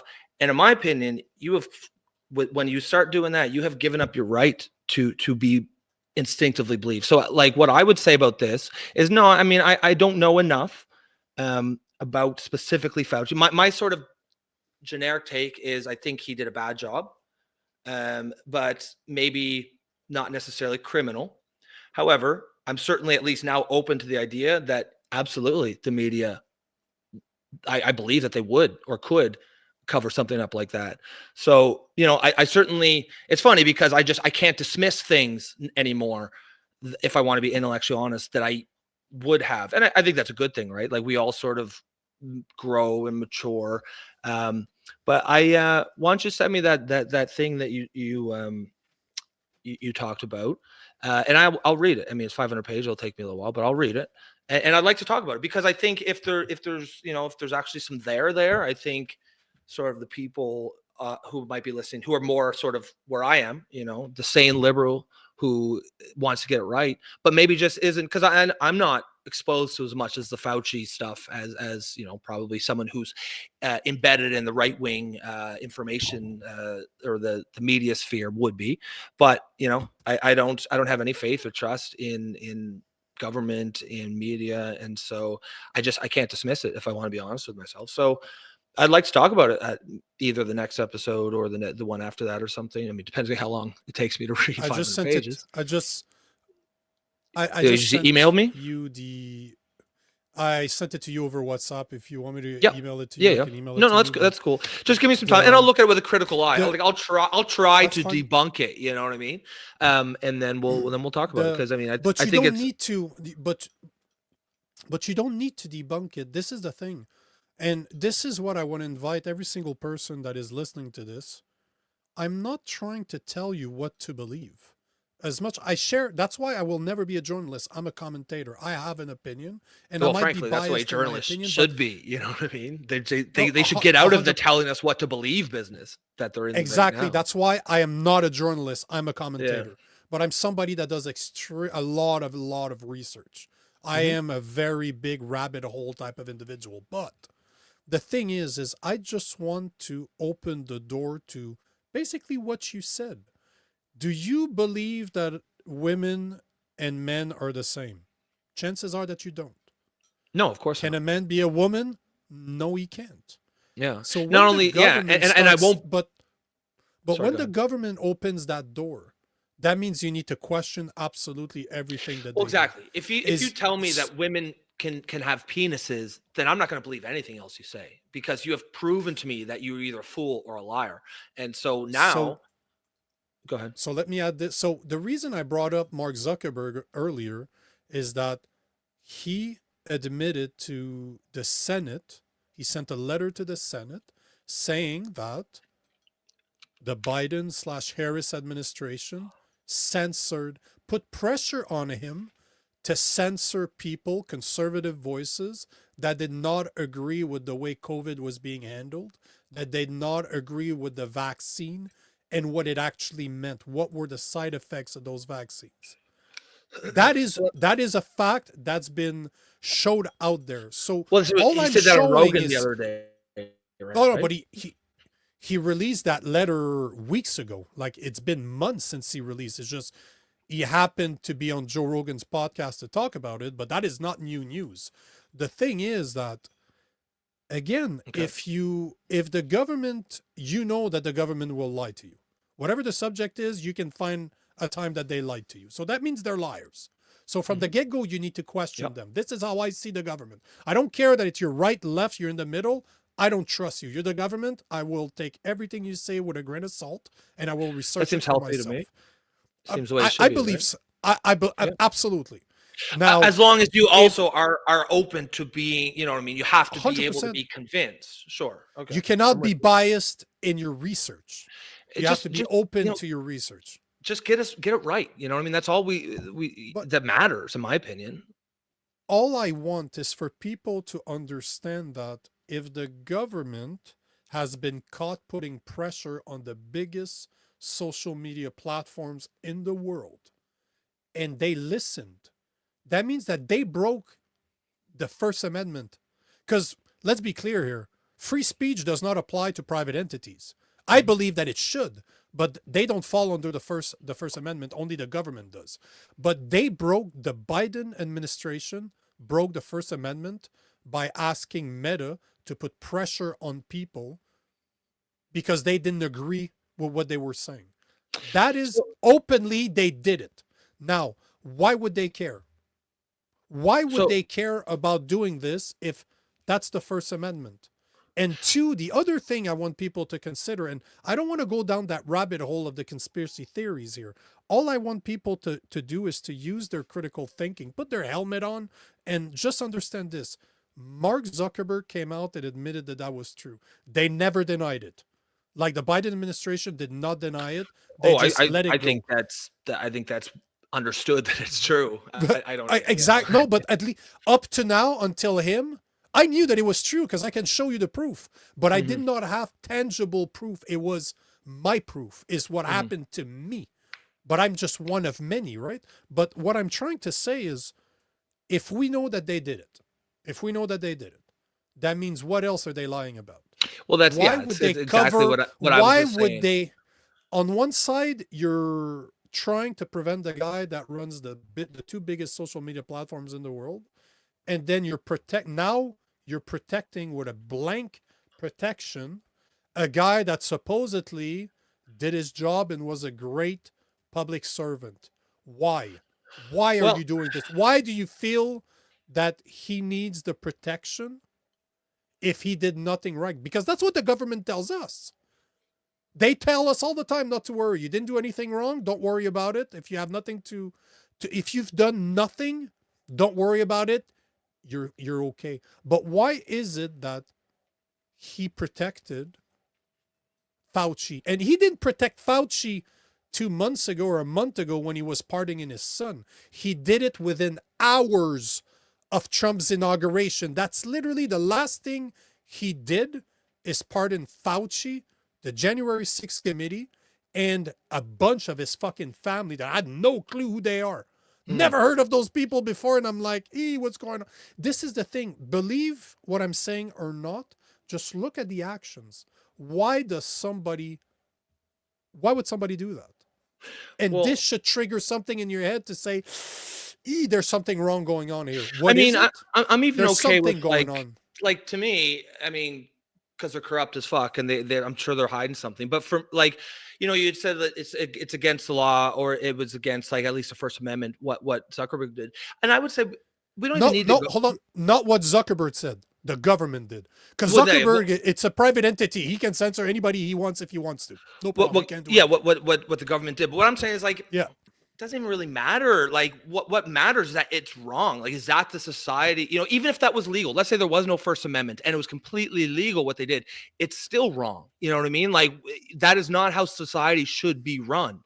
Um, you know, we and this is, I guess, why it's important to, I guess, talk about it and bring it up. But like you just, it's so important for government and media and the authorities in our society that people trust them. You know what I mean? Like, and this is why it's so damaging when, as this what thing you're talking about here, or what we were talking about earlier, like just lying to us about things we know are false.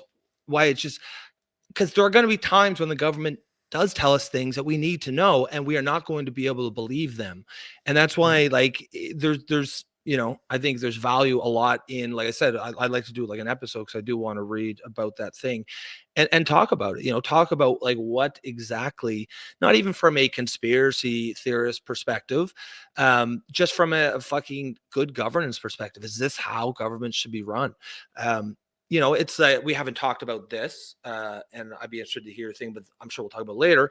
But like I believe in climate change. I believe that it is a problem for humanity, and I think now how much or whatnot we can discuss later. But the point of it is, I'm like starting to have doubts about things, and it's uncomfortable for me. But it's like I do believe that climate change is real and that's a real problem. But at the same time, the same people who are telling me that are the same people who are telling me that men can become women, and that you know what I mean.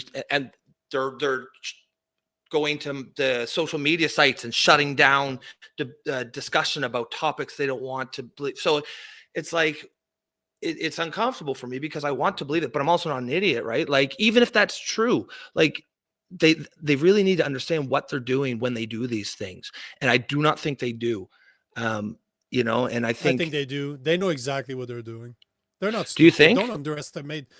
If there's one thing I've learned in life is not to underestimate Well, no, people. I understand that they're doing illegal shit or covering up shit, but I don't think they understand. I think they can get away with this, and then even if they get caught, it'll be a scandal, but we'll still believe the other shit that they say, Mhm. and it doesn't work like that. You know what I mean? Like, But it I am does. not I am Look, not conspiratorial by nature at all, and even there's a lot of things I'm like, uh-oh, like, and I can't dismiss almost anything now. And I mean, maybe that's probably a good thing, but it's not a good thing as far as being able to trust your government. You know what I mean? Because at the end of the day, we should be able to, and we can't.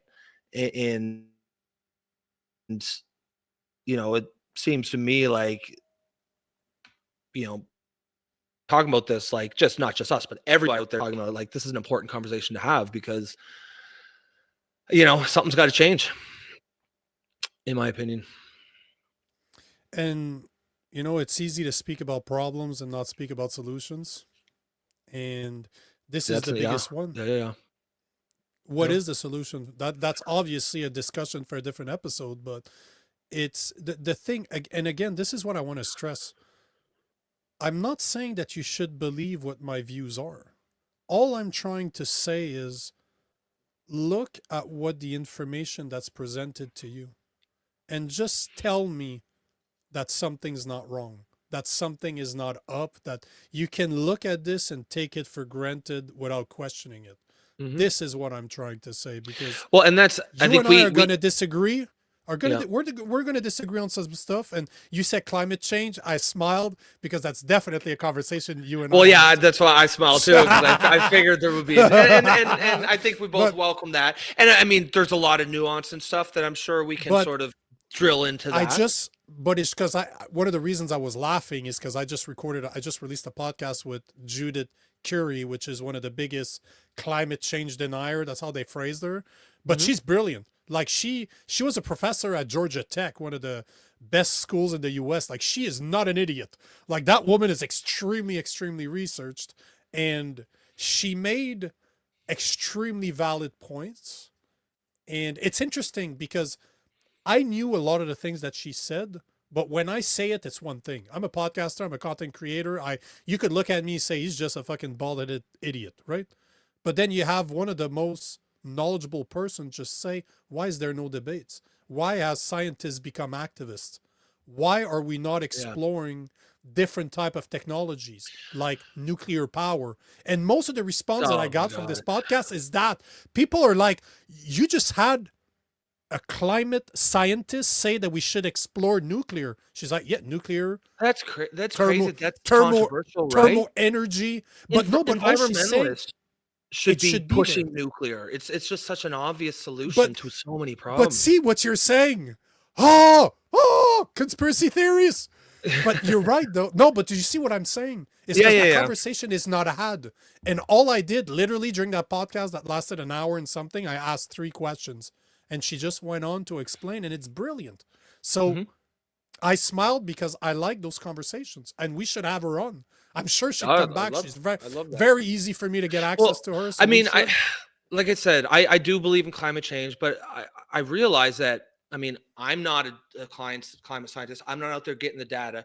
The entirety of my belief from climate change just comes from trust in the people telling me this, the authorities, right? The people who I trust, and You're supposed to be able to trust. ideally, I would be able to trust. But these same Mhm. people are now telling me that fucking you know, men can give birth.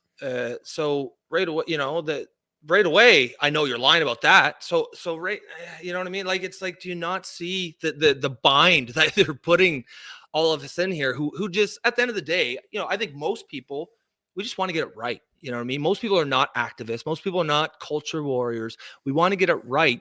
And it seems like it's so fucking hard to do it, and it shouldn't be. And hopefully, over the course of this podcast, me and you know, having discussions will sort of provide, I guess, you know, we're going to dig into a lot of the issues.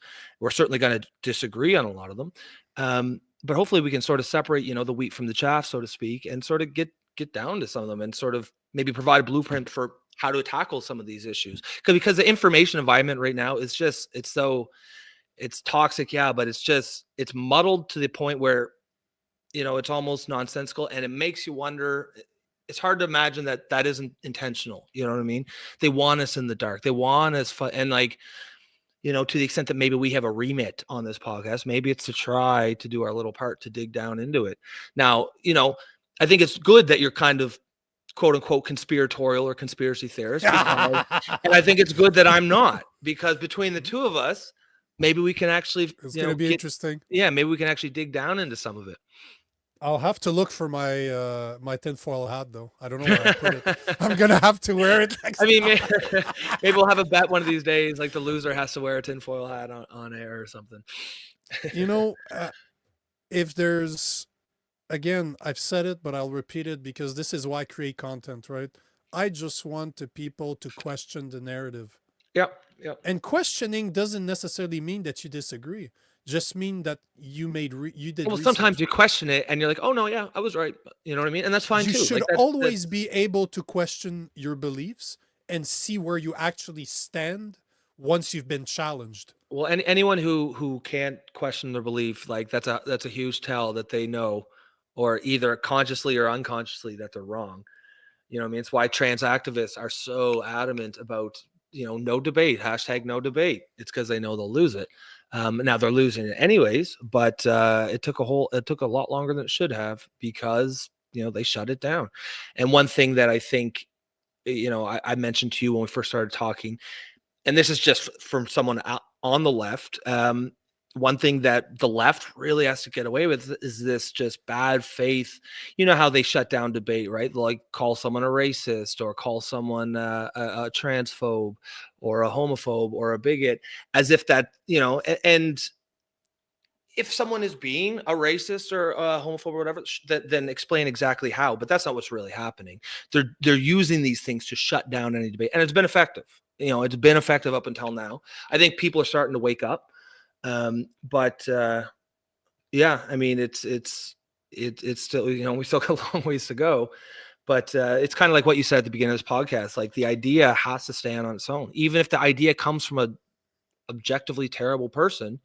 You know, any intelligent, mature mind can separate an idea from a person, and assess that idea in a vacuum. And I think that's really what, you know, me and you should strive for. I think that's essentially what we're sort of about naturally anyway. So I think, you know, I think there's a lot of value in these sorts of conversations here. On that one, we agree. Yes. What do you think? You want to call her a night? Yeah, man. It's been 2 hours. I 2 think hours. Yeah, yeah, I'm yeah. You know, we were wondering if there would be chemistry and no homo when I say that. If there would be, I have to say the no homo afterwards, Yeah, right? yeah, of But course, yeah. we were wondering if there would be chemistry. I think 2 I hours think we and proved it that, could yeah. still And I go. think And the it's fact because that people stayed around. yep, absolutely. I think the structure works, right? Like both of us are Yep. pretty, I think, articulate people. I think we're coming from a good place. We aren't going to agree on everything, but even there's value in that, just in showing how to disagree sort of respectfully. But again, I really do think, use the 80-20 analogy earlier. Like, yeah, we'll probably disagree on 20% of the things, just like I think most, moderate lefties and moderate righties probably would. And the media's going to have us focus on those 20% when maybe we should try something else. Maybe we'll focus on the 80% that we do agree on, that we can actually find common ground. Politics these days, compromise is a dirty word, right? But it shouldn't be. Like, maybe, try to create a culture where it's okay. Like, how can you have a society without compromise? You know what I mean? The activists want us at each other's throats. But yeah, no, Uh, it was a great chat. let's finish exactly on that. I like Yeah. there's no need to add anything else outside of, for all the people that have been watching, thank you for being there. Yeah. Thanks, Thank you Lon. for being with us. And we will see you next time. Absolutely. All right. Take care, Nico.